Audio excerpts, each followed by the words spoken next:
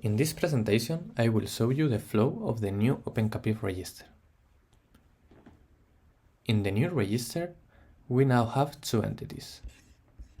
The admin, that creates and controls the users who want to use CAPIF, and the user, who want to obtain the information necessary to communicate with CAPIF. For example, the token, URLs, and the CR root certificate. To perform these operations, the register exposes all of these endpoints, and some can only be used by administrators, such as the create user endpoint. This will be the flow that users and administrators will have to carry out from the moment that a user requests to use CAPIF until a provider or invoker is created.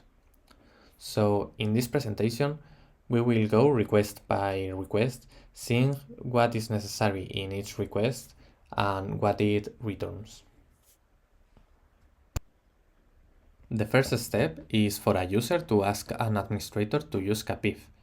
Then the administrator will have to create a user. But first, the admin will have to log in with his credentials to obtain a token that gives him authorization to perform operations that the user cannot do. For example, create a user. To do this, on the login endpoint, we can use basic auth and the admin credentials to get two tokens. The access token that allows the admin to perform operations on the register, and the refresh token, which allows the access token to be updated without having to log in again.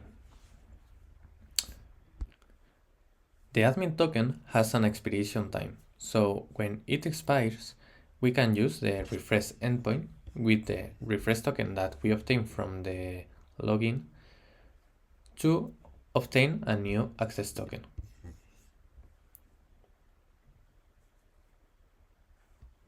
Now, with the token, we can create a new user.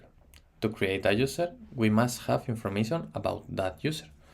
For example, the enterprise, the country, the email, and some optional fields like the phone number or company web. The important fields, in this case the username and password, can be given by the user or created by the admins, and will be the credentials that the user will use to request the CAPIF access token. When we create a user, the register will associate an UUID and return it to us. This ID will be used by CAPIF to associate the invokers and providers with the users who created them. Now, the user can use their credentials to request the access token. So they make a request to the getout endpoint and use, in this case, in username, the custom user, and password userpass. And the user obtain the access token, the CR root certificate of CAPIF, and all the URLs. And with this token, the user could create an invoker or a provider. In our case, we are going to create an invoker and using the access token.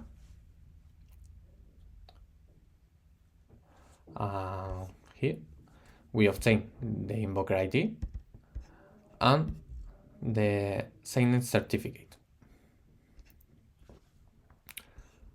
And with this will be the flow of the new register service.